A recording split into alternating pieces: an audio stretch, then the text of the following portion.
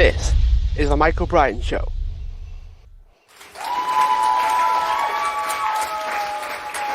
Hi everyone, welcome back to the show, and today I'm joined by Felix Xu, who is a crypto geek, early adopter, and NFT collector. So we're talking all things crypto and blockchain and NFTs. Felix, thank you so much for being a guest on the podcast.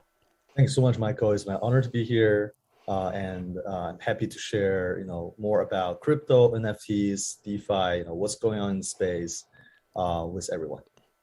So share a little bit about where you work in the blockchain space specifically, and as I mentioned that you were in fact an early adopter, so share a bit about how you got into the space as well. Sure. So I got into the space back in early 2018. I was working at a hedge fund in New York, and after that, I was working at a venture capital in Beijing, where is my hometown. So, so I was in finance for quite some time, about 4.5 years before I jumped into crypto. I jumped into blockchain technology back in early 2018. So with a couple of co-founders, we founded ARPA, which is a privacy preserving computation network.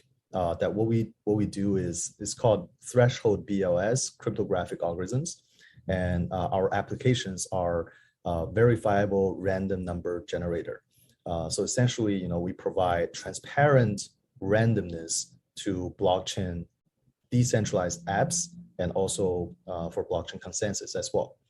We are still building out that product. So really, I feel like the space has been growing a lot since when I joined.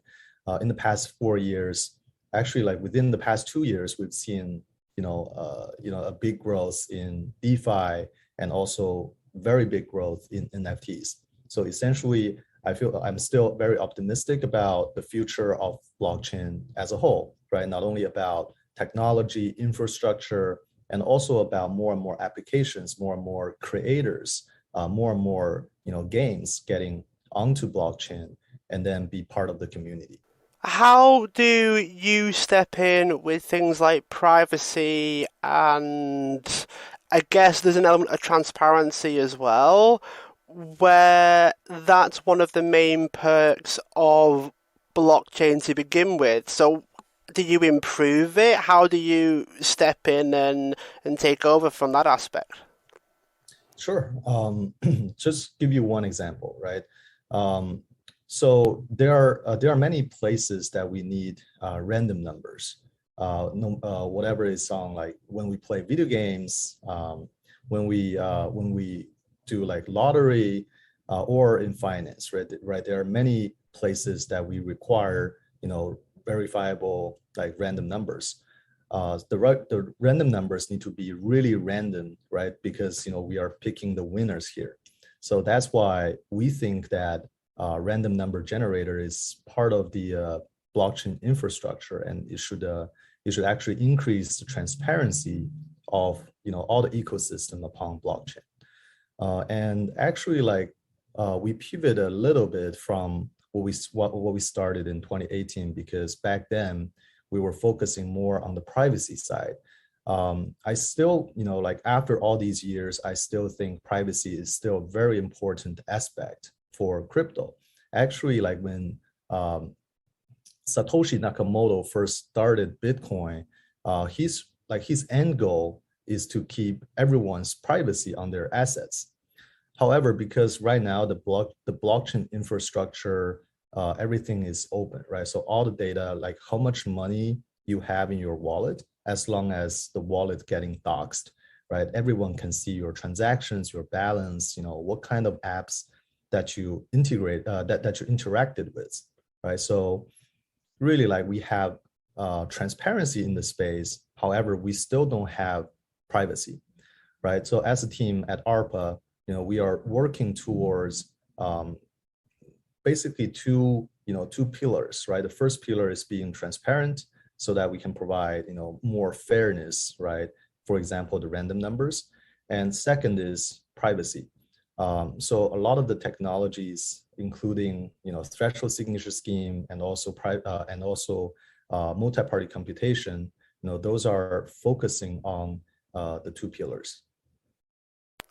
Do you find that you have to answer quite difficult questions to be able to balance those two things? Because people might want privacy, but then where does that then start to eat into? But transparency has to happen as well because it's built into the way the blockchain technology works because you can see where it's coming from, where it's going, and everything in between. You've got keys, haven't you, that sort of link everything together. How do you answer those difficult questions regarding like preferences maybe or suspiciously holding back and using privacy as the scapegoat to withhold certain things? Mhm. That's a great question, actually. I think a lot of people are talking about, there's no kind of overlapping between being transparent and being private. But it's actually not true. We can be both, right? So both privacy preserving and transparent, because as long as you can prove anything, right? So, for example, like the things that the cryptographic algorithms that we are working on is part of the verifiable computation spectrum, right? So essentially, the nodes that working together, their output is actually verifiable through the whole cryptographic computation process. However, like we do not need to show, what's really going on during the computation. So meaning that you can keep the privacy, but you can still have cryptographically proved transparency, right? So that's how we try to combine both. But it's a very hard problem to solve actually. Right now, like a lot of people like in our space, we are researching on zero knowledge proof, which is another way of verifiable computation. And also things like multi-party computation and things like threshold signature scheme, right? So there are many routes to privacy plus transparency. And I think, it's actually on the bleeding edge of where this industry is moving forward. That makes sense, actually. Does it speak to an element of permission based? Like, let's say we get a delivery delivered to our house.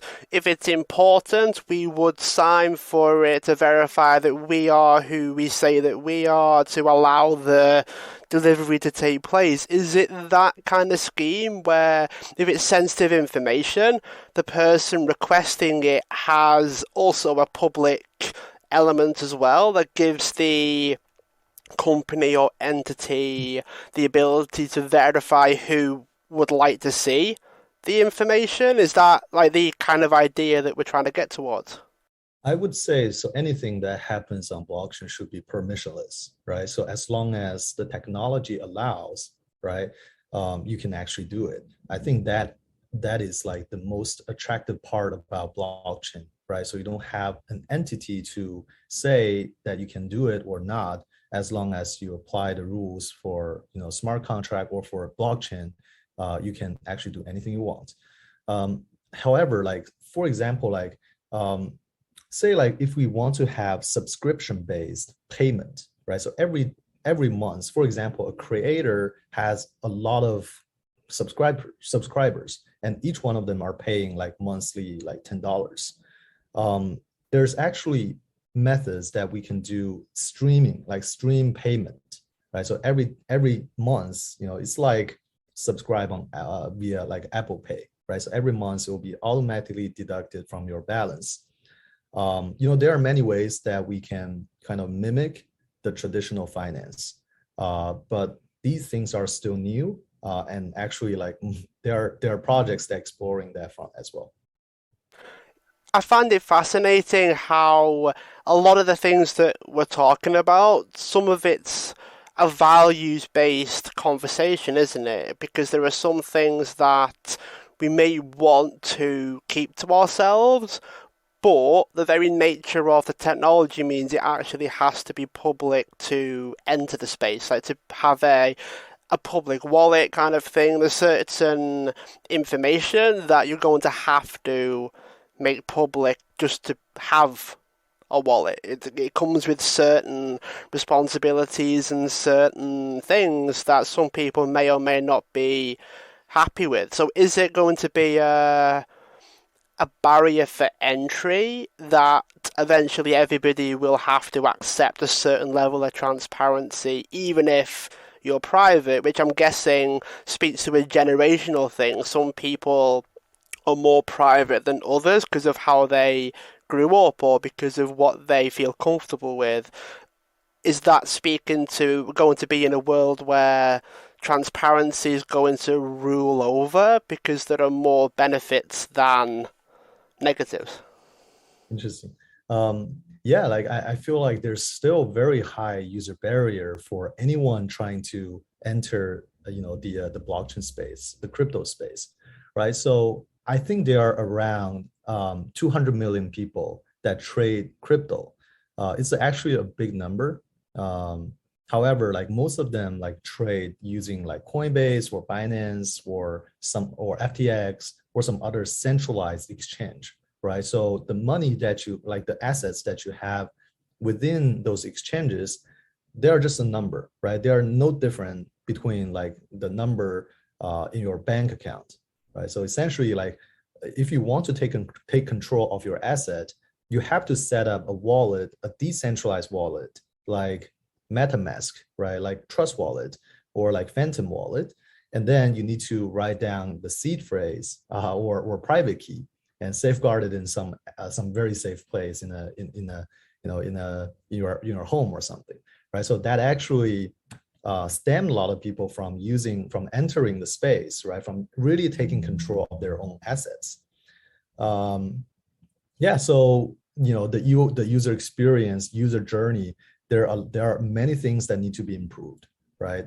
For example, how do we get rid of like writing down seed phrase like this part, right? Is it possible that we store the seed phrase on your device in the trusted the secure enclave on your chip? And then like what if we can just one click and then set up everything, and then like very easy to transfer money using the decentralized wallet without paying extra fees, right? For example, right now every transaction on Ethereum takes like at least like $10 to transfer. That's sometimes even worse than a wire transfer. So that's why like people say Ethereum is for the rich people, because like every transaction costs money and every interaction with smart contract costs maybe $30, $50. So it's actually a huge problem. And a lot of people are fighting on those problems to, for example, some scaling issues, some scaling solutions for Ethereum. We are talking about layer twos, zero knowledge proofs, and all these technologies to make Ethereum faster and cheaper.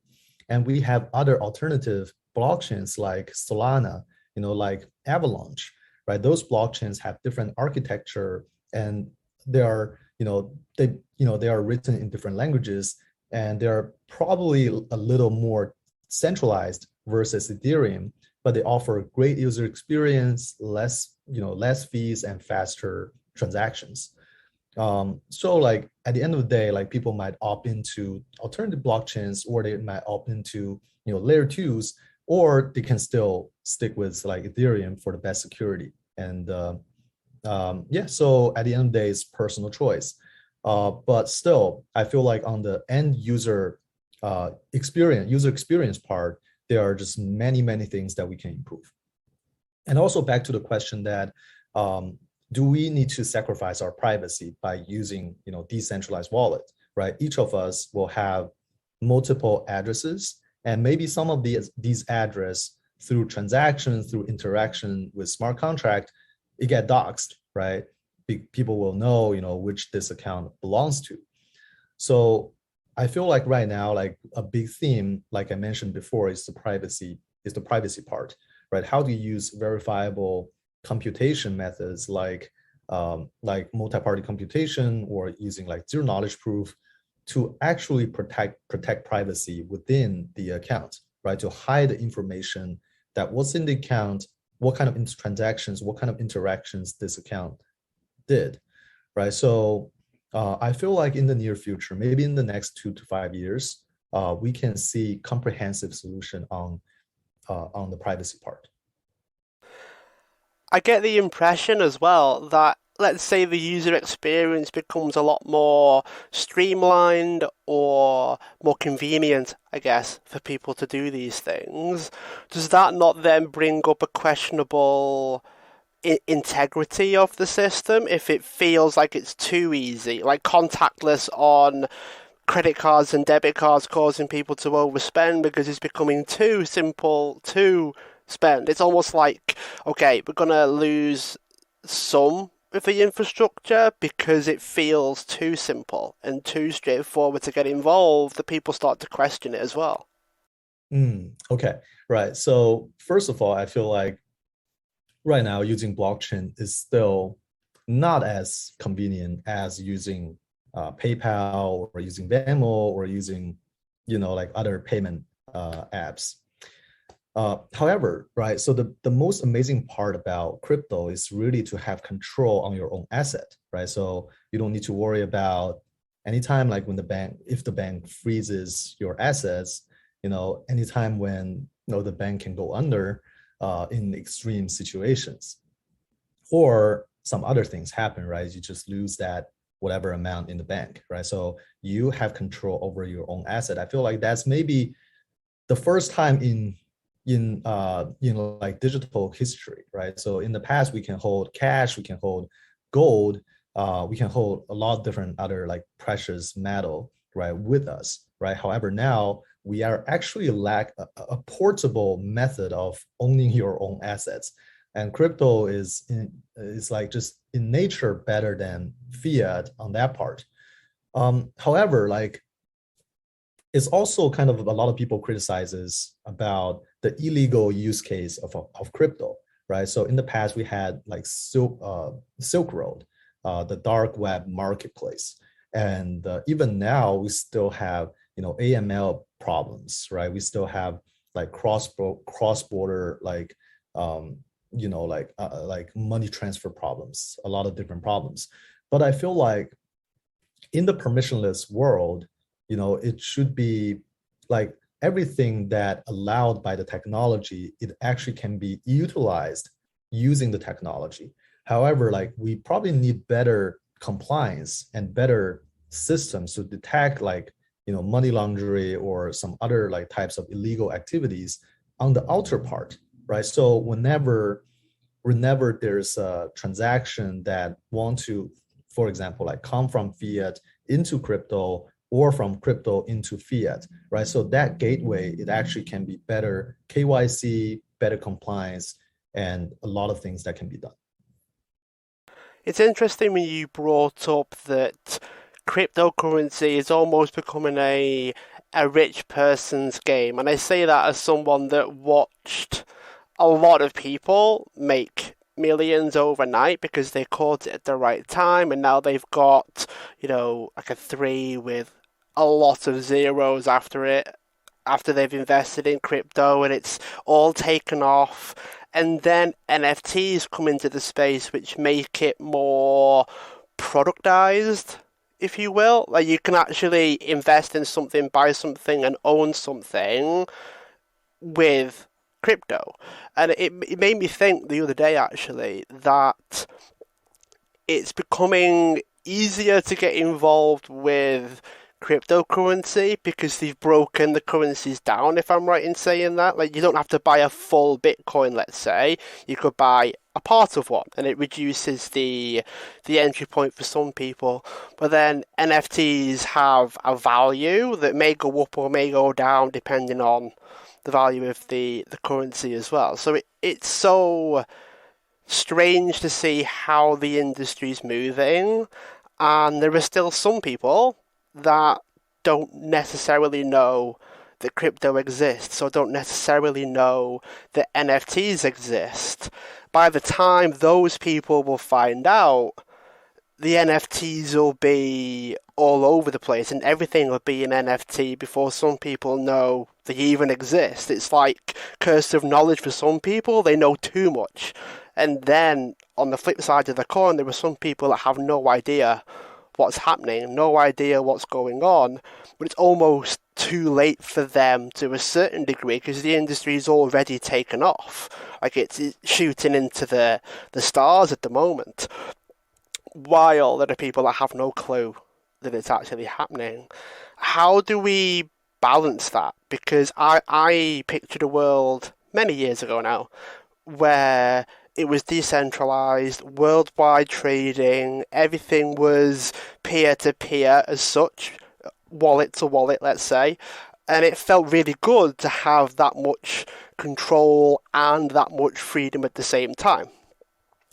Now we're in a space where you either know that it's happening or you don't, and those that do know are taking full advantage of the situation.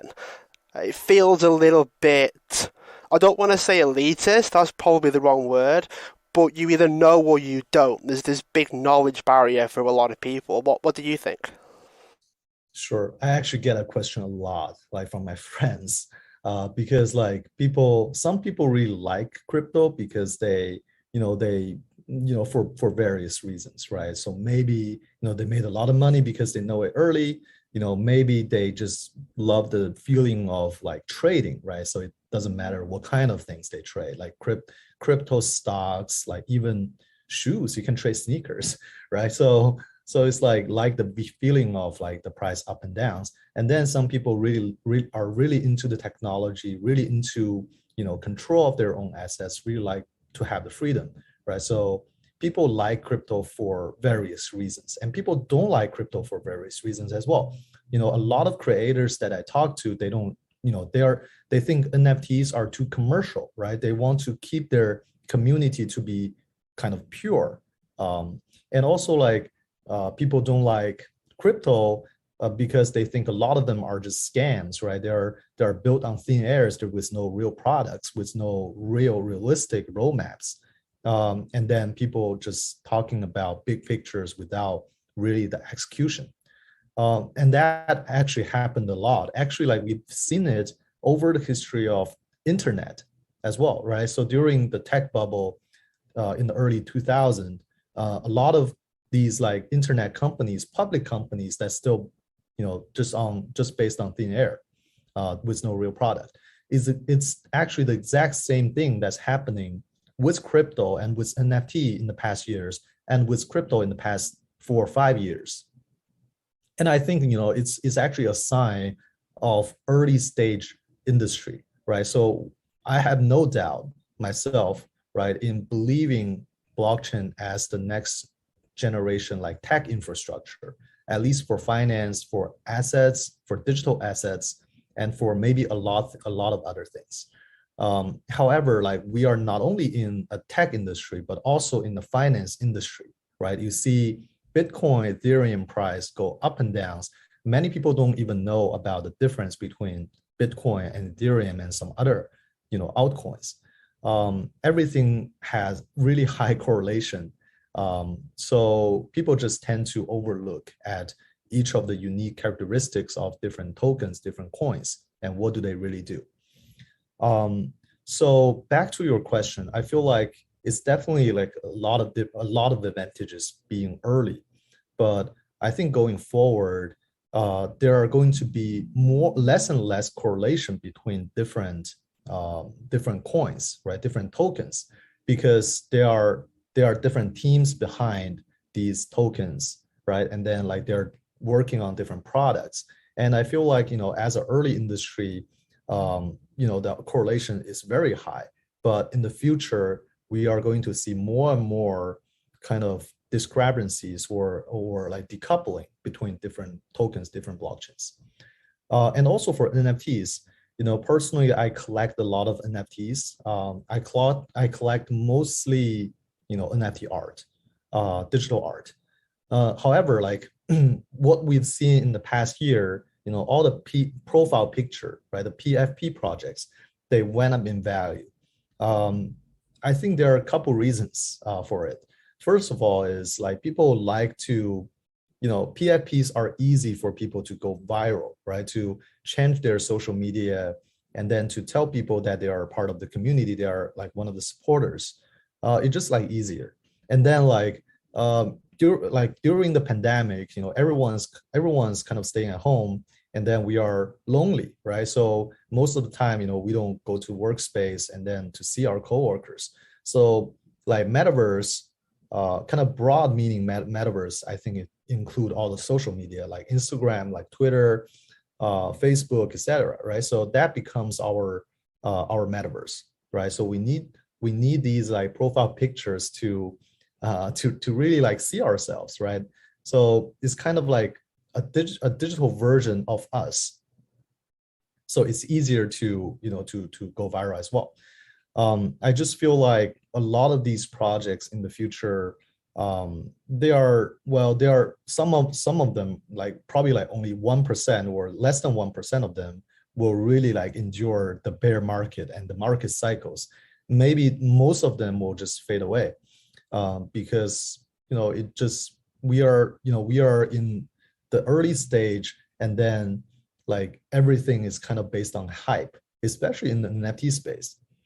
um, I think like for me personally, like when I collect, I tend to look at different things like community, like if there's strong community, if there's like even historical value, if there's artistic value, who are the people behind the artwork, right, behind the project, and then what do they trying to achieve, how well they can execute, right? So a lot of different things, but most people buy in NFTs buying NFTs just because of the hype. I think that is not healthy. Just out of curiosity, Felix, did you buy art before NFTs became digital art? I actually did not buy art before NFTs. NFT is kind of my starting place for collecting art.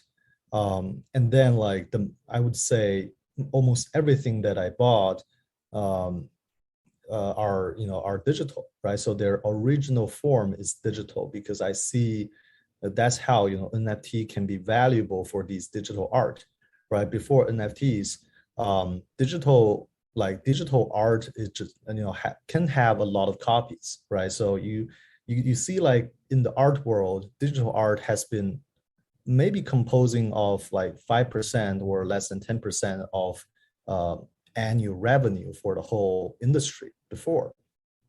However, now with NFTs, you have limited editions, right? Whether you have one editions or 10 editions or 50 editions, you have a limited number, right? So that actually accrue the value of digital art. And also like think about it, like why Mona Lisa is valuable, because everyone knows about Mona Lisa, right? It actually like I feel like for the digital age, all these memes, right? All these like digital art, they can be popular and then they can be valuable at the same time. I don't mind, people sharing my collections. Actually, like I love people sharing my collections, because the more people know about these artworks, the more valuable they are. It actually has the network effect, just like the internet. It seems like people need to be convinced, I guess, that digital art are not just GIFs and pictures and cartoons, that they do hold some value outside of the picture. And the example that I've heard before is the fact that Bored Apes, which are one of the original NFTs, if I might be wrong in saying that, but they're one of the first NFTs. They were the first sort of valuable NFTs, mostly because if you could probably correct me if I'm wrong on this, Felix, but they are related to a yacht club, is that right? And they get certain accesses to the yachts and the boats and those kinds of things, which then bumps up the price of the picture because it corresponds to something, as you mentioned before, with smart contracts. You get access to certain things, don't you? Well, I think you are half right there. To my knowledge, I don't think Board Ape has anything related into like a yacht club, right? Or nor they own like yachts for the members, right? But they are like in some ways a membership, right? So it's like if I hold a Bored Ape, it's kind of like I can see another Bored Ape on social media, and we instantly connect because like we are part of the community. And it's the same for CryptoPunk. It's the same for some other different series. Um, so it's more like a community. It's more like a membership. But I think the most of the time it doesn't mean anything physical, to be honest. But I do think Bored Ape community has very strong connections within each other, and they are always trying to expand, right, to increase the utility of Bored Apes, and even like buying the copyright of punks, CryptoPunks and Meebit, and then return to the community. So I think that they are doing some really good things for the community as well. I think right now, like the team behind Bored Ape is called Yuga Labs, and they just raised a big round of $450 million at $4.5 billion valuation to build a metaverse that integrate different NFTs, right? So whatever you hold, NFTs, what kind of NFTs, right? So you can always use it within the metaverse that they're building. So it's kind of like a sandbox game where you can have game experiences with your NFTs, with your communities. It's kind of like they're trying to build a place that all these community can hang out. I think that's very interesting because at the end of the day, a profile picture can only go beyond being like a profile picture in a setting, right? In a social setting. So everyone can use them as their avatar and to social with other people. So is that where with the metaverse that you mentioned there, is that where we'd have to somehow create a model of the NFT to allow it to be our avatar in this virtual world? Like, let's say you hold a Bored Ape as an example. That's, as far as I'm aware, that's still just a picture that gives you access to this membership in this club and that sort of thing. With metaverse and virtual reality, you can't just walk around with a picture. Mhm. It'd have to be a person or an avatar of some kind. Would the company that created NFTs have to then turn it into some kind of virtual model avatar of the NFT to be able to walk around as that NFT? I think so. Yes, I think so. A lot of projects they are kind of doing the 3D model, to prepare for metaverse games, right? Not only just one metaverse game, it's more like for all the metaverse games. One good thing about metaverse on blockchain is the composability, right? Meaning if you have one NFT, you can actually use it in multiple different games or metaverse, right? So it's the same thing. If you have one, 3D model that, it can, highly likely to see it, in different metaverse as well. Sometimes it's done by the project team, and sometimes, it's done by volunteers, right? Done by fans. Yeah, so like I think the most amazing part about metaverse and NFTs are just being permissionless, right? Anyone can join these communities. Sometime, but then like sometimes I feel like these like profile pictures are kind of the gated community. It's sometimes good but sometimes it's bad, right? It's not inclusive enough, right? For example, like Bored Ape is so expensive right now, so it definitely feels like it's kind of exclusive. So what's stopping the scenario where 20 people that did really well in crypto they're not really playing with their own money because of how little they invested in to begin with? They buy all of the expensive NFTs, which then forces the price to escalate, but it's not really their money. Let's say they invested during the boom, right, where they put a little bit in and it 100x in a couple of weeks or something. And they're then the kinds of people that can only really afford the the higher value NFTs and the metaverse systems that you mentioned, Sandbox, if I'm right as well. What's stopping that scenario, if there is anything stopping that scenario? And does that not make it feel, as you mentioned, difficult to get involved because of how expensive everything is? But the only people that are actually doing it are the people that benefited from the previous boom of crypto. It's kind of like a pyramid where only the people that reach the top are the people that did well initially. Sure. I mean, like that, first of all, I think that happens to almost all industries, right? So if you are being early in the industry, you can enjoy the growth, right? But it's more so in crypto, right? In the NFT space, because over the past 2 years, everything was just like happening too fast, right? So people, like you said, some people put in like small amount of money and they got 100x, even though like this is this is a very low probability thing. You see more projects is just going to zero, right? So net, you have like the small lucky group, I guess. But still, like that's, I think if there's one thing that I don't really like about crypto, about NFTs, is being like kind of like the majority of the wealth or the value is controlled by a small group of people. I think that's the same problem with our society as well, right? Within crypto space and outside of crypto space.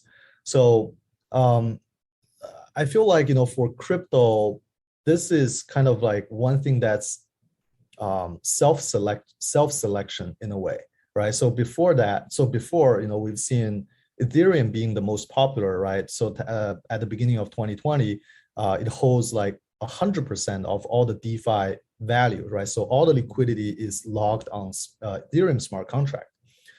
However, Ethereum becomes more and more expensive and sometimes it's slow, and people walk, right? People walk to different other blockchains that offers higher speed, cheaper transactions. And then now you see like Ethereum only accounts for 60% of all the liquidity locked in smart contract. So it's the same thing with like NFTs, right? So you have all these like crazily expensive NFTs like Bored Apes, like CryptoPunk. And now people just unable, right? They are unable to get into the community. So what? So they form new communities. And they try to criticize about these like old communities because they are too exclusive, right? So in a way that you have kind of the like the rich people, the rich class, and then you have the middle class, right? And everyone's kind of like can build their own communities. So I feel like that's a way for self-selecting. If you are able to build a community that attracts the most people, even free to play, right? And then using some other methods to have like a bigger community. And I feel like over time you will win. All these like small, exclusive, expensive communities, at the end of the day, they are going to be lack of creativity because they have less people. And the same thing with blockchain, same thing with crypto, same thing with like technology space as well. So I am a big fan of really being permissionless, and then like just like letting everyone be able to play something. And going forward, I think we can have more users, a healthier like ecosystem. What would you say to so few people having access to the majority of the wealth? And you mentioned that that's very similar to society anyway. Is that a little bit disheartening to hear? Like we're just recreating the past a little bit, but it's just got virtual instead of, I guess, more traditional, the way a lot of countries are structured right now. That can feel, let's say you took a skeptical view of the crypto space and the digital space, Web3, I think it's called, how it's just recreating what happened previously, like we've not got better. When you sort of think, yes, more transparency, bit more privacy, a lot more control, digital ownership, and then from the 30,000-foot view, nothing's really changed. Few people owning the majority of everything. It's just going digital this time. Yes, I feel like that's the sad truth that we are facing right now. and it just like became like even faster than our society because the wealth of our society is accumulated over hundreds of years, but for crypto it's only accumulated for the past 10 years, so actually 13 years. So yeah, I feel like it's one thing that um, that I don't like about the space, right? However, I feel like with more and more applications that build on different blockchains and also like more and more users, we can see kind of like the fundamental growth, right? So maybe not like in terms of like token price, but more on the adoption side, right? So right now, like I feel like the space have like Web3 space or crypto space have a few number of wealthy users, right? So each user's lifetime value is super high. What I want to see in the space is really better products and better user journey, better user experience that can drive massive amount of smaller users or just like new users that first time into crypto or first time into the space, and then like they don't have to have a lot of money to be part of it. I appreciate you being honest about that because you're an advocate for the space and yet you've got some concerns with the way it's going. So I appreciate you being so honest about that, Felix. That can't have been completely easy to share. Do you think this whole thing will come to a head? Do you think it'll get worse before it gets better? Where do you see the future going? Sure. I feel like, like I said, this industry is a tech industry, like in the fundamental side, and also a finance industry kind of on the price side, right? So you always have the price up and downs, green candle, like red candles every single day, and have high volatility. So for me, it's more like, we just get our heads down and then keep on building the infrastructure, the application that are valuable, that are useful for the industry, right? So some even maybe push the industry forward. So a lot, and then there are a lot of like-minded people, like us, like me, right? So we see like kind of the same problem, and then like we see a lot of problems like in the centralization of wealth. We see a lot of problems in user experience, high barrier. We see a lot of problems in privacy, right? So, and there are many teams that working hard to solve these problems, at least like the latter two, right? So yeah, so like I'm still very optimistic about industry. And then one thing that I feel like it's like in nature, this industry is cyclical, right? So on the tech side, you have a good trajectory, kind of more stable trajectory of growth. But on the price side, right, on the finance side, you always have cycles. In the last cycle, Bitcoin was down 90%. And here on this cycle, it's been down for 30, 40%. And are we at the bottom yet? I'm not sure about that, to be honest, right? But this industry has always, had cycles and will keep having cycles in the future. So sometime when people have like weak hand and cannot see through the finance cycle and see the really intrinsic value of technology, they leave, right? And then all these technologies, sometimes people say, crypto is like a big casino, right? And then like there are just a lot of different, finance applications, NFTs, even pump and dumps like happening in the industry. But we have to see, why, right? So why is this technology so powerful that can be used in like so many different cases, and with better, with some regulation, with more compliance, if this industry can achieve a lot more of its potential. So these are the things that, like we should think about.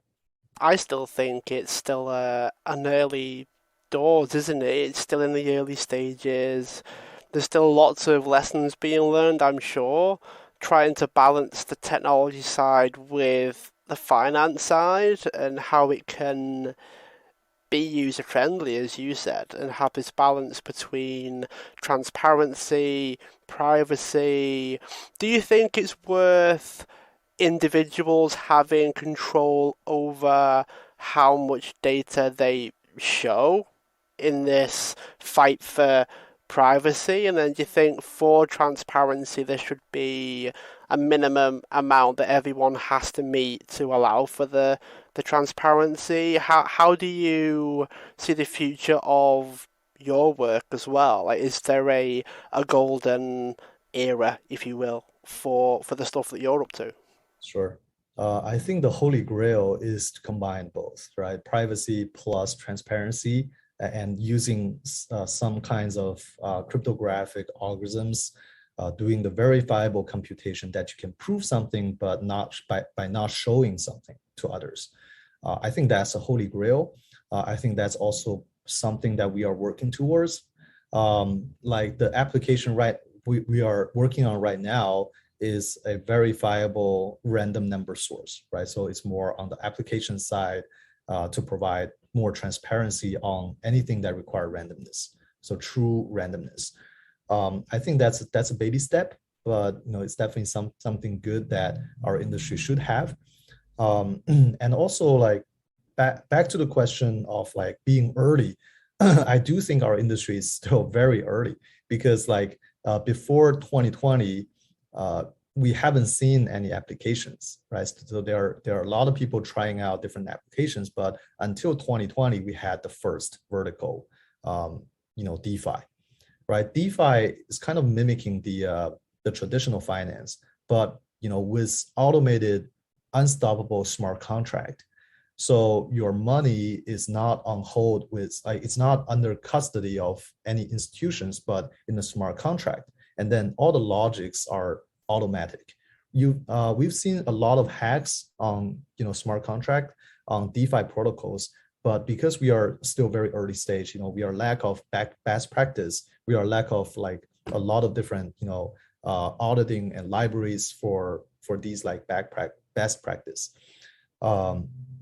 Yeah, so that's the first vertical, and the second vertical is really NFTs, and it became very popular in 2020 last year, right? So I think in the like going forward, we'll have more and more applications, especially on the digital asset side, and then in terms of like digital data on data side, I feel like everyone should control their data, and also like everyone should have the privacy of their data.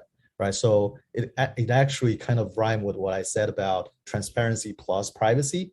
I think for data we might take a little longer time versus digital asset, which is some sort in some ways like more valuable. But we should be getting there, with a lot of like talents, working on these different issues. Is part of the concern then that things like that we spoke about there, everything from trying to mimic some traditional methods to give some people a bit more safety and control and a handle on the information sharing, do you think it's a concern that that's not moving as quickly as the technology is because of, Moore's law and things like that, of the technology doubling every so often and getting quicker and all those things? Do you think that is becoming a concern now because that's moving quicker than the, I guess, more human element? Like the humans aren't moving as quick as the technology is. Sure, that's a great question. I believe for a decentralized system or a permissionless system on blockchain, every process should be, on chain or at least like automated by smart contracts.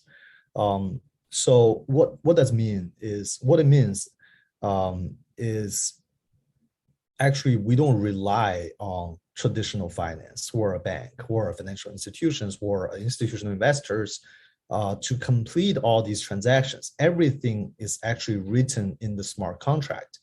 For example, a bank, like what's the kind of mechanism for an on-chain bank, like Aave, like Compound? These banks, they pool user assets into a smart contract, and then there are also like the borrower and the lender, right? The two sides, and they can just interact with the smart contract and get a loan, get an over collateralized loan from the lender. And then the middleman, right? The like Aave and Compound, all these on-chain like blockchain banks, they only charge a small fraction of the fee versus the bank, right? The traditional financial institutions. So it actually gives a lot more uh, kind of it actually charge a lot less fees compared to the banks. So that's why people come to on-chain banks and use their decentralized applications. Um, there has been talks about security tokens (STO) for the past, if I remember it correctly, for the past 5 years, but it had very slow progress because it has to deal with the government, right? The regulatory entities. So I feel like for the technology, it kind of like just based on, for now we are just based on crypto assets, which are in nature decentralized and permissionless. However, if we going forward, I think there's kind of slow merge between the crypto space, the Web3 space, and the traditional finance space. And that required more and more compliance, more and more KYC, and a lot of process that require human attention. And that takes maybe 5 years, maybe 10 years, maybe even longer, to achieve. So to shift gears a little bit, what are you up to outside of work and business and all those things? How do you keep yourself grounded and functioning? Because you deal with a lot of numbers, you deal with a lot of data on a daily basis. What do you do outside of that? Sure. Sure. I mean, like, I devote most of my time into the startup that I'm doing, and also to, after work, I like to browse NFTs, right? I like to browse like NFT art, digital art. And sometime, last year, actually, post pandemic, our whole team became remote. And then, like, I actually haven't met several people on my team since like we hired them like on a remote basis.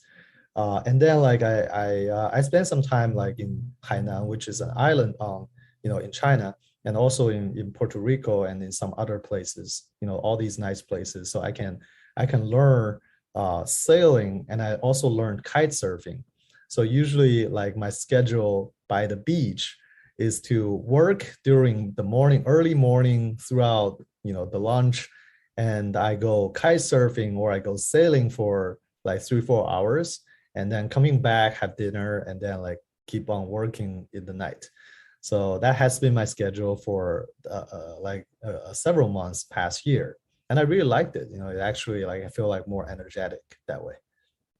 Since the pandemic, have you found it easier to balance those things, or has it been more difficult? Because as someone that likes their leisure time as well, that's kind of what I like to prioritize on certain days.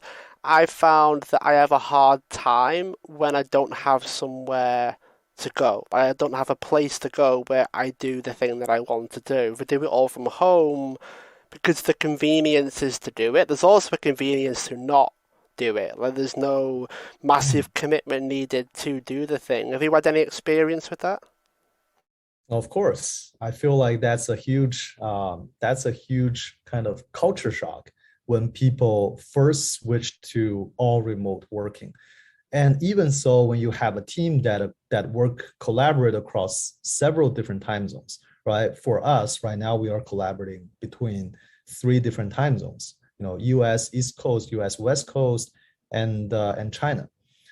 So it's definitely like we definitely had a lot of hard time meeting each other, collaborating, have meetings, schedule meetings, um, and I feel like remote working is something that I think inevitable down the road, because you have talents all over the world, and then the more talented they are, the less they're less willing to come to an office and to work. Yeah, so people, right? I think like the younger generation, like Gen Z, they care about their freedom, they care about their assets, they care about their privacy, and even so, they care about where they are physically. And that they are all global citizens.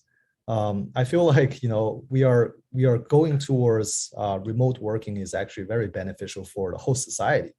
Um, and for us, we have to select the best. We have to work with the best and the brightest, right? Who are driven by themselves, not driven by the boss. Um, it is actually like a very hard process to get used to, and also like being selective on candidates. So we are very careful on who we work with, and then who do we add into the team. And I feel like that's one hard part of working remote.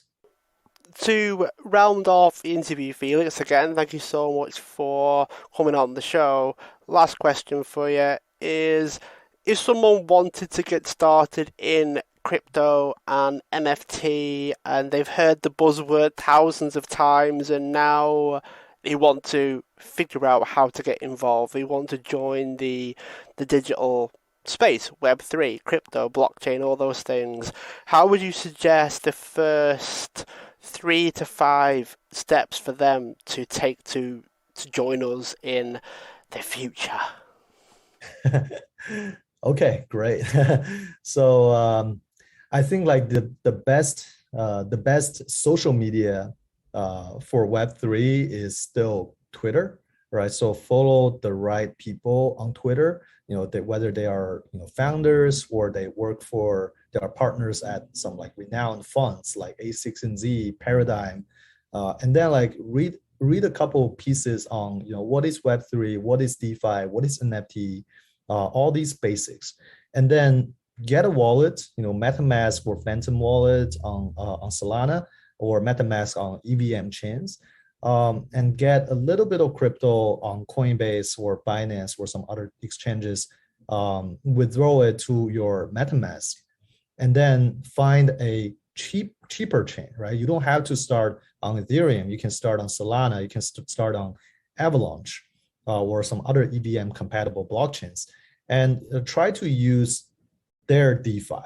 right? So usually they'll give out some yield, maybe like 5% for your USDC stablecoins, right? That's better than the bank. Or just pick up like a very cheap NFTs. You don't need to buy anything that expensive, right? Buy a cheap NFTs, join their community, follow their Twitter, join their Discord, and then to see how it feels, to be part of the community. And I feel like the best way is to just do it, right? We have like a lot of user-friendly, crypto applications, and you can try it out. And sometimes you can make money, sometimes you can make some fun.